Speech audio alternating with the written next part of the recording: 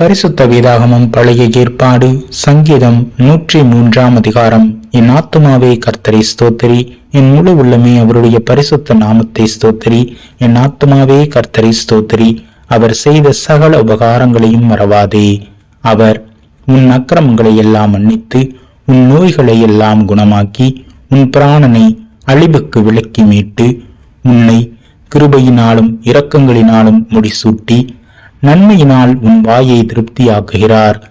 கழுகுக்கு சமானமாய் உன் வயது திரும்ப வாழ வயது போலாகிறது. ஒடுக்கப்படுகிற யாவருக்கும் கர்த்தர் நீதியையும் நியாயத்தையும் செய்கிறார். அவர் தமது வழிகளை மோசேக்கும் தமது கிரியைகளை இஸ்ரவேல் புத்திரருக்கும் தெரிய பண்ணினார். கர்த்தர் உருக்கமும் இரக்கமும் நீடிய சாந்தமும் மிகுந்த கிருபையும் உள்ளவர். அவர் எப்பொழுதும் கடிந்து கொள்ளார், என்றைக்கும் கோபம் கொண்டுகிறார். அவர் நம்முடைய பாவங்களுக்கு தக்கதாக நமக்கு செய்யாமலும் நம்முடைய அக்கிரமங்களுக்கு தக்கதாக நமக்கு சரி கட்டாமலும் இருக்கிறார்.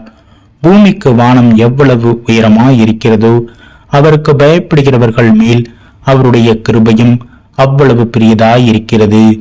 மேற்குக்கும் கிழக்குக்கும் எவ்வளவு தூரமோ அவ்வளவு தூரமாய் அவர் நம்முடைய பாவங்களை நம்மை விட்டு விலக்கினார். தகப்பன் தன் பிள்ளைகளுக்கு இறங்குகிறது போல கர்த்தர் தமக்கு பயந்தவர்களுக்கு இறங்குகிறார். நம்முடைய உருவம் இன்னதென்று அவர் அறிவார், நாம் மண்ணென்று நினைவு கூறுகிறார். மனுஷனுடைய நாட்கள் புல்லுக்கு ஒப்பாய் இருக்கிறது, வெளியின் புஷ்பத்தை போல் பூக்கிறான். காற்று அதன் மேல் வீசின உடனே அது இல்லாமற் போயிற்று, அது இருந்த இடமும் இனி அதை அறியாது. கர்த்தருடைய கிருபையோ அவருக்கு பயந்தவர்கள் மேலும் அவருடைய நீதி அவர்கள் பிள்ளைகளுடைய பிள்ளைகள் மேலும் அனாதியாய் என்றென்றைக்கும் உள்ளது.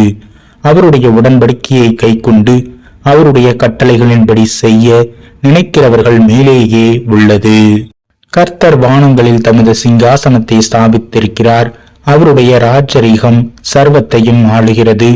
கர்த்தருடைய வார்த்தையை கேட்டு அவருடைய வசனத்தின்படி செய்கிற பலத்த சௌரியவான்களாகிய அவருடைய தூதர்களே, அவரை ஸ்தோத்தரியுங்கள். கர்த்தருக்கு பிரியமானதை செய்து அவர் பணிவிடைக்காரராய் இருக்கிற அவருடைய சர்வ சேனைகளே, அவரை ஸ்தோத்தரியுங்கள். கர்த்தர் ஆளுகிற எவ்விடங்களிலும் உள்ள அவருடைய சகல கிரியைகளே, அவரை ஸ்தோத்தரியுங்கள். என் ஆத்துமாவே கர்த்தரை ஸ்தோத்தரி.